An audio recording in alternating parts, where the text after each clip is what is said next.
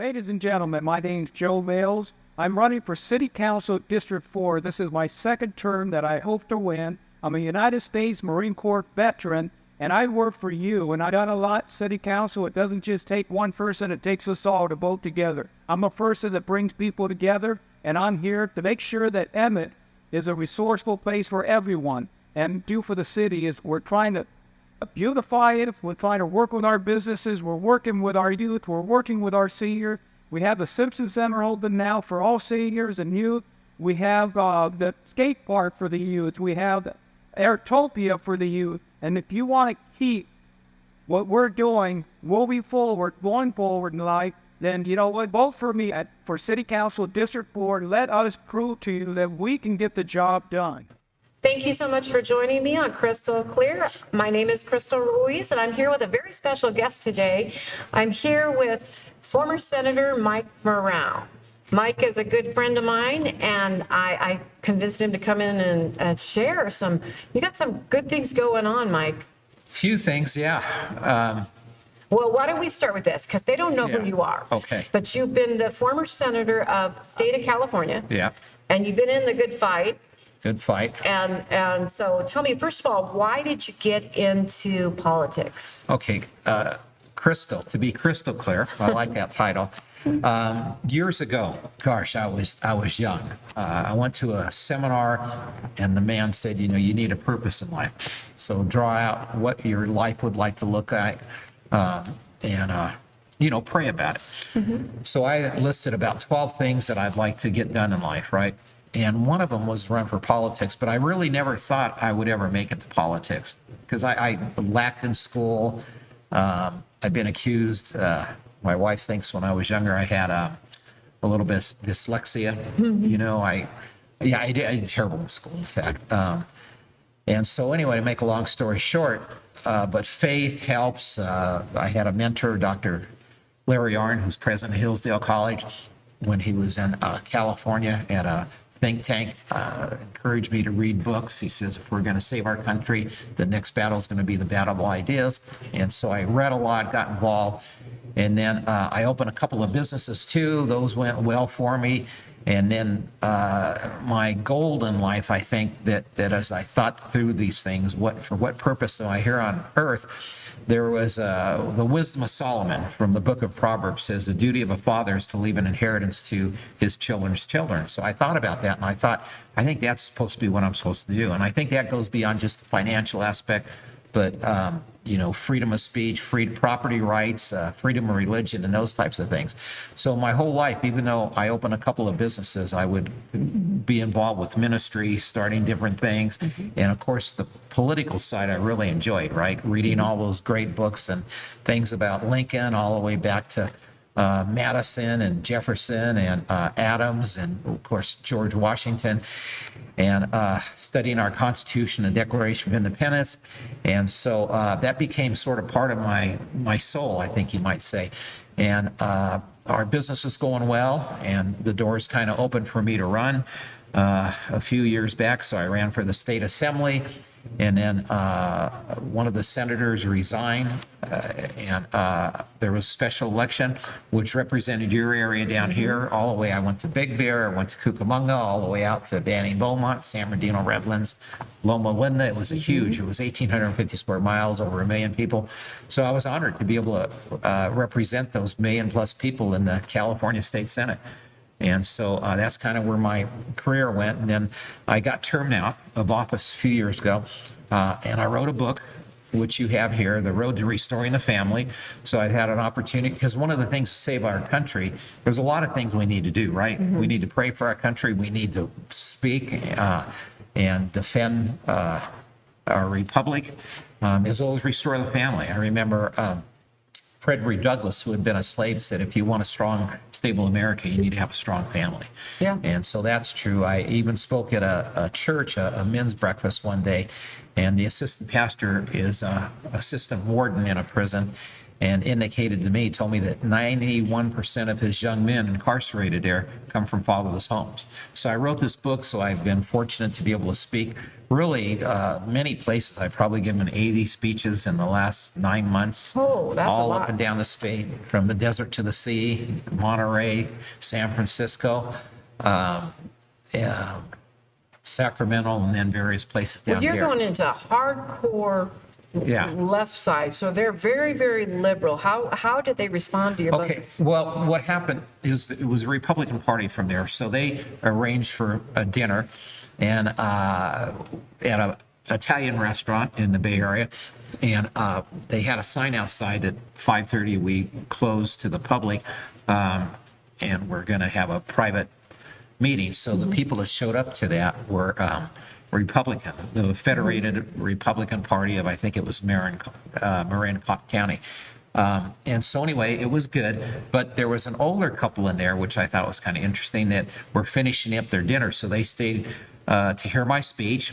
And I did see the lady, probably in her 80s, flip me off a couple of times. Oh. And then the people were sitting back by her said that she was using curse words about my speech a few times. So anyway, to make a long story short, that really didn't bother me. You know, I kind of had fun with it, to be honest with you, because the rest of the audience was, for me, right? Yeah. And so I hadn't said anything wrong. I mean, I believe in God, I believe in the family, and I believe in limiting government's power. So people who are offended with that message, sort of. Those are scary people. Those are scary people, yeah. They say we're scary. I think that's scary when you prefer Marxism over freedom. Right. When you prefer no religion over religion, and when you prefer to have not have a family, or I You should think say. the state should raise your children?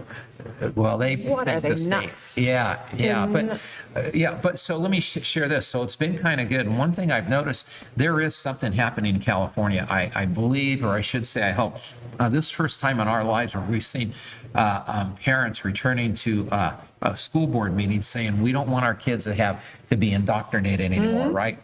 We're tired of the drag queen hours. We don't want grown men coming to these our schools with our kids, dressing provocatively and dancing in front of our first, second graders.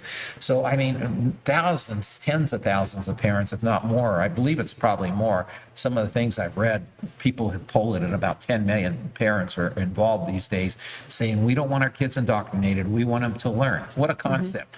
Go to school, learn rather than indoctrinated. And so that's been exciting to see.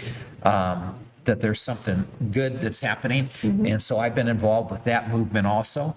And it's starting to get bigger and bigger, not just in California, but across the United States. So I think there's hope, hopefully, for our state. We do have a lot of challenges and stuff, but it's good. This is sort of a grassroots movement, not a political movement, not a Republican movement, not a Democrat movement. And people are showing up, are black, whites, browns. I think it's an American movement. It is. It's a we the people movement, like the Right, founders wanted, exactly. right? And so I think that's an exciting thing. I think it's interesting that we're talking about this. Last week was Constitution Week. Did you know that? Well, I knew it was on September 17th was Joni's and mine, our anniversary. Oh, so you So timed it that way. then. Well, no, That was you know what? good. When we got married, we didn't time it that way because Constitution Day wasn't established on that particular day. It was a couple of years after we got married. But Oh, you've been married a while. How yeah, long? 47 years. Oh, wow. But I think the fact that we chose that date was providential. Oh, yeah, Because, I absolutely. do love limited government. I love what the Constitution said. And the Declaration, the laws of nature, nature's God, leads you to self-evident truth in the world. And so I have a deep appreciation for those things. So Pastor Tom and I were just talking about the Constitution and limited government and how we should raise our kids. It's interesting that we're on this subject. When you knew that we homeschool. So we homeschool. I didn't know our that, kids. but I yeah, we know that. homeschooled for a while. One of the issues, and you'll see right where what you were just talking about. One of the issues was that my first grader went to school. No, she was in kindergarten. Went to school and they read her a book. So at the time I had a 1-year-old, 2-year-old, 3-year-old, and 4-year-old. So by the time the second one was in kindergarten, that's when this happened. And she comes home, she kept talking about a naked boy in school. And I did not understand what she was talking What she about. was- Well, they had a parent-teacher conference, and it was one of those group ones. Ah. So the teacher asked, did we have any questions? So I raised my hand and I said, what is my daughter talking about a naked boy in school? Well, everybody shut their mouths, everybody stopped, and you could have heard a pin drop in that room. And the teacher proceeded to tell us that it was a book she was reading. And in the book, the boy was naked. In the book, drawings of it all, the whole bit. Yeah. And then this book was supposed to teach him acceptance. Acceptance of perversion, huh? That's what I was like, Yeah. what the heck? So of course all the parents had an uproar. But that was just one incident. When my TK one went to school, she went to play one day and they asked her, it was horrible. They pulled her aside, they set her down, and they asked her, they said, we want to know, does your mommy and daddy have guns in the house? And how many? And at TK, the age of a TK, 4 years old, she looks at him and says, you know what? You'll have to ask my mom and dad. Good thinking I was on her like, part. thank Wow. God. Yeah. You know, because they don't have any right to know whether I have Yeah. guns or not and how Yeah. many I have. You know, that's protected. Then in that same year, my second grade, she started pitching a fit, and for about 2 weeks, she was on the ground, kicking and screaming like a 2-year-old. She didn't want to go to school. And I was working during the day, so my husband would take them to school. So he had to pick her up, literally, and force her in the car to get her to school, to force her out of the car to get her to go to school for 2 weeks. Well, all of a sudden I was coming back from a meeting and he called me and he goes, I didn't touch her. I didn't touch her. And I'm thinking, oh my God. I said, I'm almost there. And I pulled the car halfway in the driveway. And he had said somebody hit her on the back of the head. And so I was like, what on earth is going on? So I reached back there and it was this big. It was like a baseball on the back of her head. And apparently she was being abused for 2 weeks by a boy at the school. And the school did nothing. They did nothing. So at the end of the year, I was done. I was like, I'm pulling these kids out. And then the icing on the cake is when I pulled them out, they have to give you all their files. So I had signed the documents for not testing them for the state because I don't like that. I saw them do it in other countries and know what they're doing.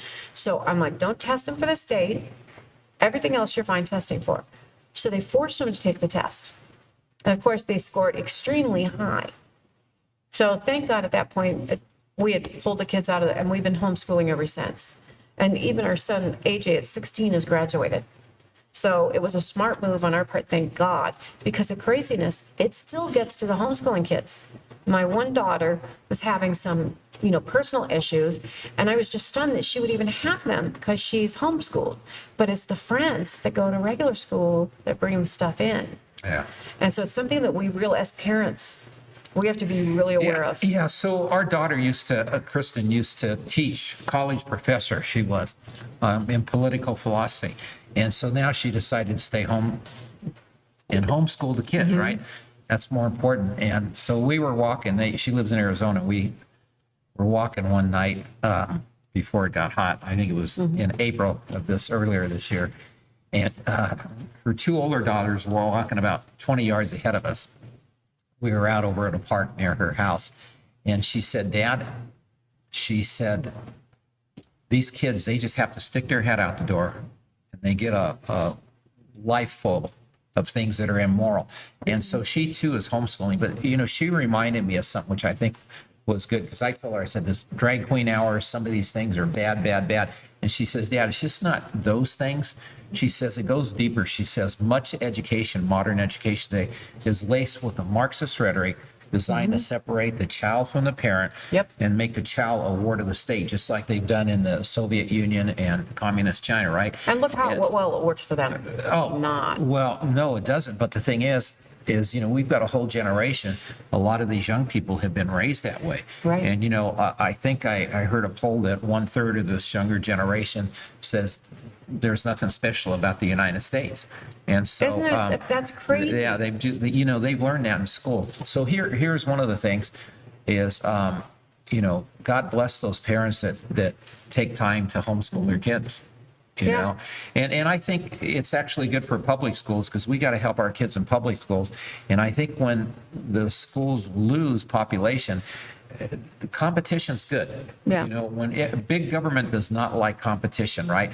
And neither do the school boards or, you know, the people who are head of education. But competition makes us all better, you So know? the only problem is that they're being replaced by the illegals coming across the border. Yeah. And I shouldn't say, not a lot, because most of them are sex trafficked and they don't put them in school, which is unfortunate.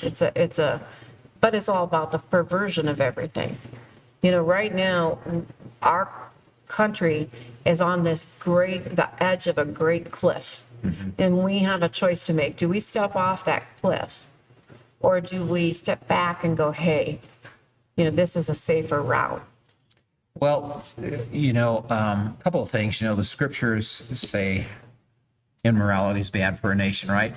But not only that, you're great historians. I love Washington in his farewell address. He reminds the American people that all the habits and dispositions which lead to political prosperity means prosperity across the board, economically, politically, morally, family, everything. Morality and religion are indispensable supports. And so that's what's kept our country one of the freest nations ever. And a second one, Alexis de Tocqueville, a French philosopher who came to America in about, I think, 1812, was sent by the government of France to discover the secret to our genius and success. And he wrote it in the book Democracy in America, which is about a 700 plus page classic. And he said that he found the greatness, not in our vast world commerce or our rich mines or our vast agriculture, but when he entered the churches, he realized that the pulpits were talking about to keep people moral. And he says, if the pulpits are no longer aflame with righteousness, could it be that people no longer know the truth? And I think that's one of the challenges we have in America. A lot of politicians, they want to stay in office, so they compromise their principles. And I even think a lot of pastors, not all, but there's a number of them that have become what I call user-friendly, seeker-sensitive, culturally relevant. And, they don't want to lose their people type of thing. Right. And so they have these sermons that are, again, easy listening, tickling the ears. And we got to ramp it up a little bit and really educate people, not just in math and sciences, which we need to do that, but also on history. What makes for a great nation? What makes for a nation that falls? Why is socialism and communism and Marxism evil? Why is it bad? Karl Marx knew who Spurgeon was, the great theologian, and he disdained that man, even though they never met, because the Spurgeon figured out or knew how bad Marxism is for people's freedom. It Right. takes away their religion, it takes away their honor, it takes away their dignity, and it takes away their money.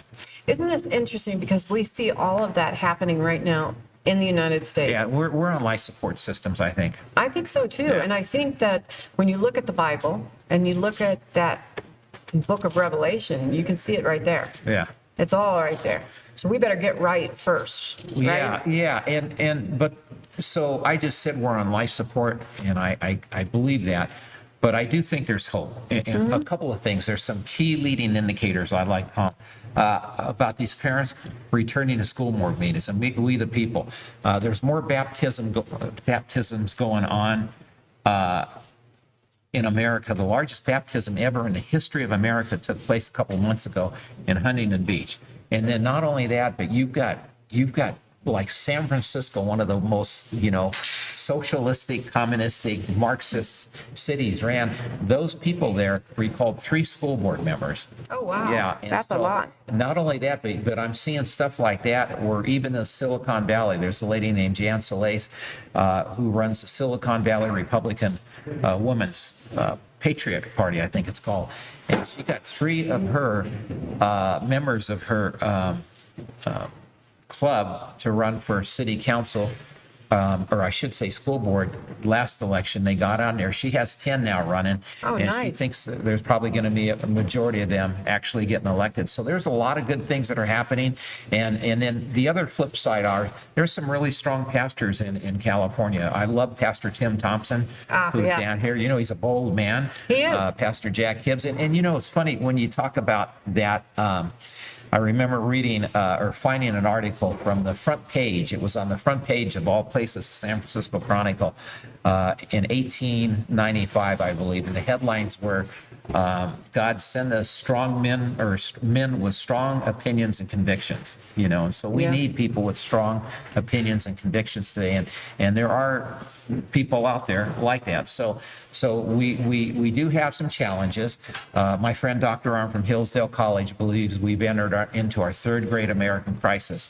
And what I take away from that is whether we're going to survive and maintain our constitutional way of government, or if we're going to descend into a despotic government ruled by force and fear, especially with where they want to rule over people of faith and people in the free market. So there's a lot of challenges, but you know, that's what we do as people who love our country, who love our kids. You and I have a duty to advocate for God, country, and family. That's why you're here today, and that's why I'm here. And Absolutely. appreciate the good work you're doing. Oh, no problem. We are going to take a break and we'll be right back.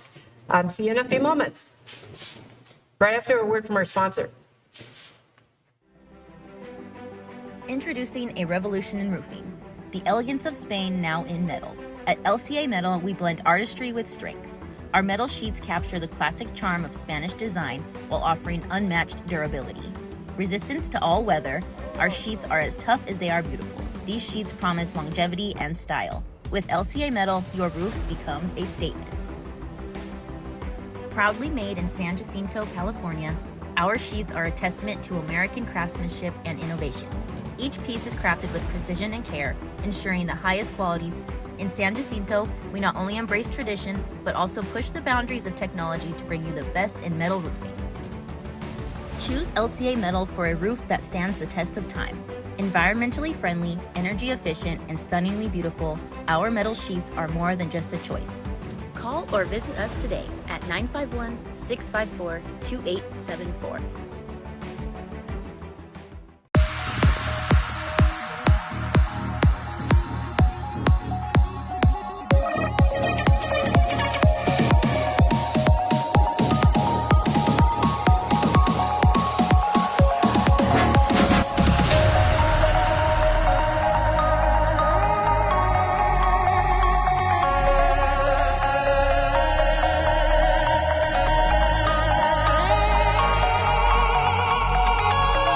Welcome back. Thank you so much for joining us again. I'm here with Mike Morrell, and we are going to talk about, I really want to talk about the road to restoring the family. You wrote this book when?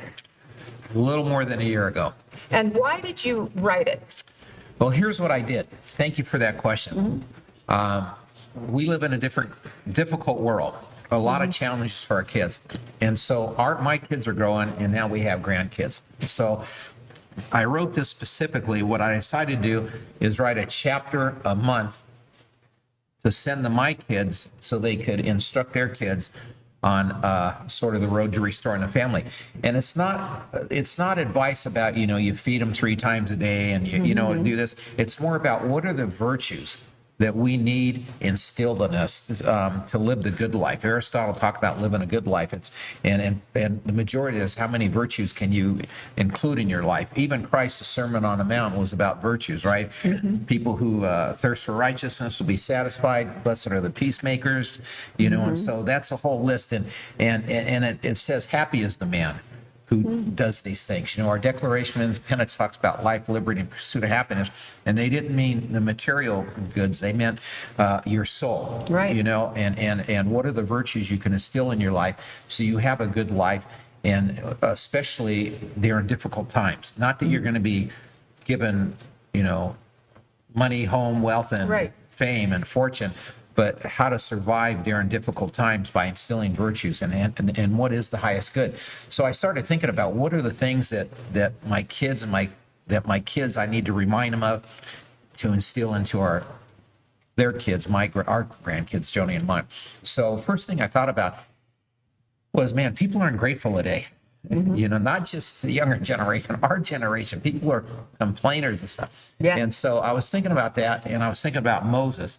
The children of Israel had many miracles that God performed them, parting the Red Sea, right? And then they would get in the desert and they'd complain. And then God would deliver food from heaven, manna from heaven, right? And they go a couple of days and they complain again. So finally he said, I'm tired of your complaining. The word he uses, you're grumbling, which means, you know, you're not grateful, right? Yeah. And he said, you know what, I'm going to let you guys are just complainers. I'm going to let you wonder for A while. 40 years they wandered in the desert until they all died off. And I think the same thing when we're complainers and we whine, we cry, and we, you know, people upset us with trigger words, which is a new generation thing. That's not really good. You know, we need to be grateful for everything, even when we have difficult times. You know, sometimes providence uses that to strengthen us and makes us better people. So by faith, we want to give him thanks. Just the fact that we breathe today, the fact that I had lunch today, the fact that we still live in a free country, I've got a car, I've got a roof over my head, a lot of things to be grateful for. So that's one of the chapters is I wanted to talk about to be grateful. So that's sort of what I did. Then I talked about what is marriage. Also, we talked about education. A chapter I have here is called, I titled it, The Abolition of Education. Nice. Because the classic thinkers believed education should integrate and mold together the intellect with the soul. And so it's just not an accumulation of facts, but it's enhancing your soul so you can live the good life, you know, Nice. again, like Aristotle talked about. So I've got a couple of chapters on education, how to choose a college, because many colleges have gone woke, and Oh, we yeah. want our kids to learn. We want Right. their souls to flourish, right? We don't want them to be indoctrinated. So I talk about college. So I talk about a lot of those things and what is a parent's duty to defend freedom. So I also discuss in this book about why the Constitution is important, you know, and why words are important, you know. Some of your great statesmen were people that spoke out. Lincoln spoke out against slavery, right?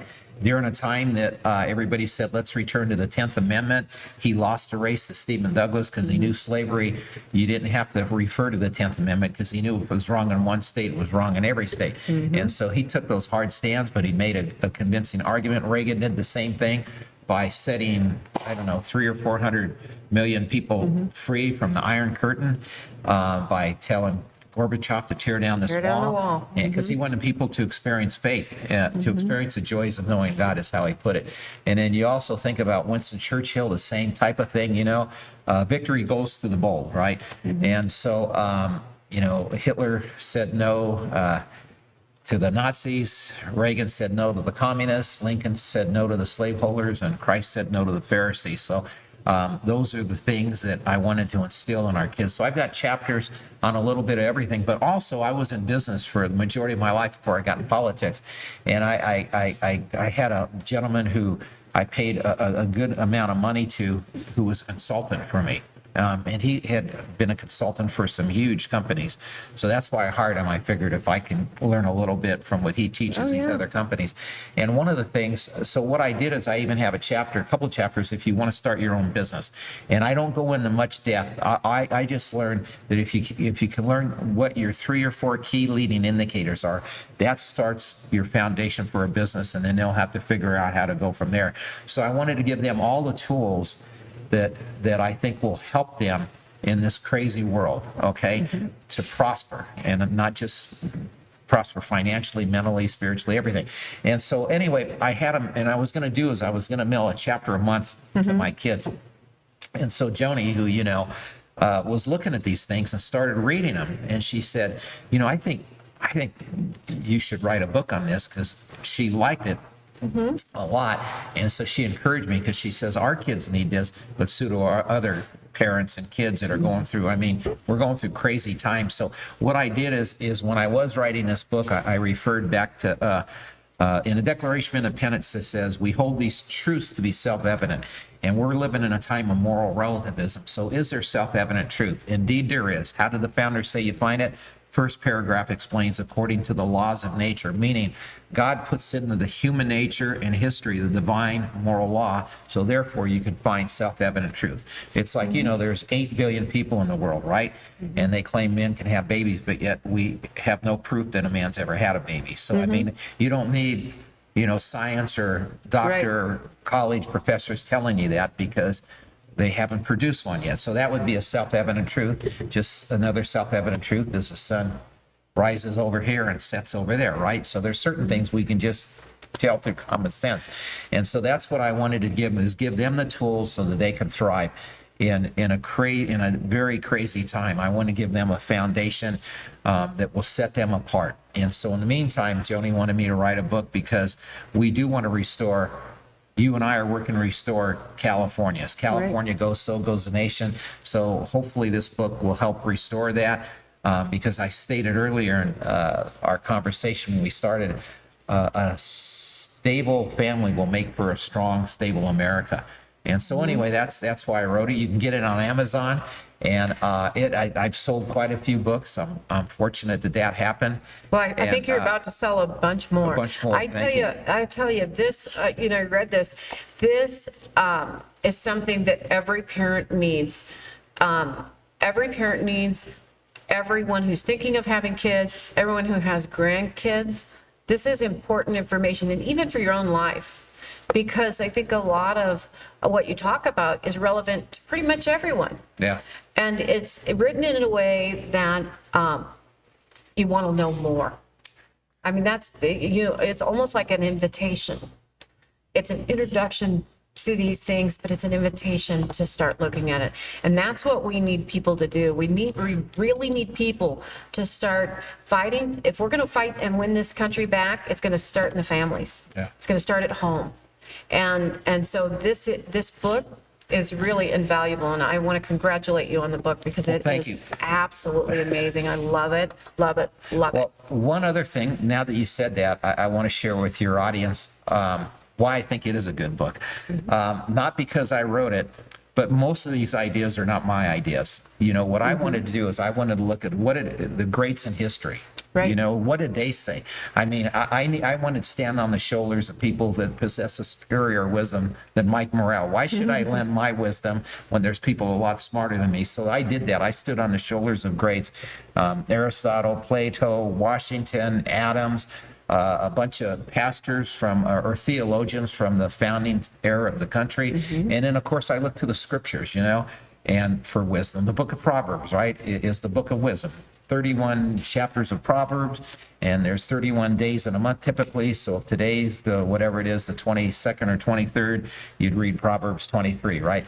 And so I really leaned upon the wisdom of the scriptures, particularly Proverbs, because again, I wanted to be imparting godly wisdom from above more than Mike Morrell's wisdom. And I did that. And again, I followed it according to the laws of nature. Nature's God, trying to go for self-evident truth. And again, just say this a second time, standing on shoulders of people throughout history that possess superior wisdom in mine. And again, I stood on Lincoln's shoulders. I used Winston Churchill's wisdom.